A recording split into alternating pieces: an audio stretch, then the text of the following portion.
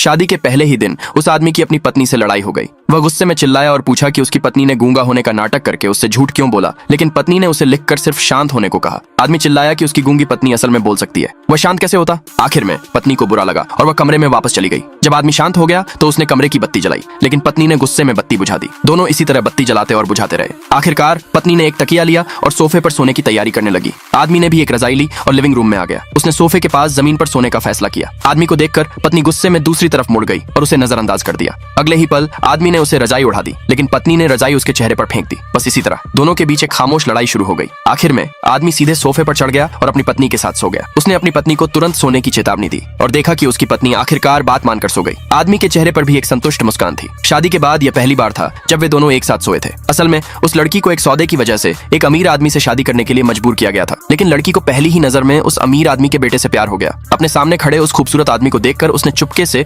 उसे एक text message भेजा और कहा कि या तो वह उससे पत्नी के तौर पर शादी कर ले, वरना उसे एक ऐसी सौतेली माँ का सामना करना पड़ेगा जो परिवार की जायदाद के लिए झगड़ा करेगी। आदमी ने उससे पूछा कि उसने उसे ही क्यों चुना। पता चला कि 3 साल पहले लड़की के साथ लूटपाट हुई थी। तभी वह आदमी वहां आया था और उसने लड़की को बचाया था। बाद में आदमी ने उससे पूछा कि क्या वह उससे शादी करने को लेकर पक्की है। लड़की ने सिर हिलाकर हाँ कहा। आदमी जानता था कि अगर उसने ऐसा किया तो उसके पिता बहुत गुस्सा होंगे, लेकिन वह काफी समय से अपने पिता से अलग होना चाहता था। आखिर में वह लड़की से शादी करने को राजी हो गया, लेकिन उसने ये शर्त रखी कि लड़की को उसकी हर बात माननी होगी। बाद में वह लड़की उस आदमी की पत्नी बन गई, लेकिन उसे उस आदमी के कॉलर पर लिपस्टिक का निशान मिला। रात में उसने उस आदमी को उसकी सेक्रेटरी के साथ देखा। अचानक उसकी नजर सेक्रेटरी के हाथ में बंधे ब्रेसलेट पर पड़ी। असल में ये वही तोहफा था जो उसने उस आदमी को दिया था। कुछ देर बाद वह अपने पीरियड्स की जांच करवाने के लिए अस्पताल गई। वहां उसने उस आदमी को सेक्रेटरी के साथ डॉक्टर से मिलते हुए देखा। आखिरकार वह निराश होकर अस्पताल से चली गई। अगले भाग के लिए नीचे कमेंट में यस लिखे।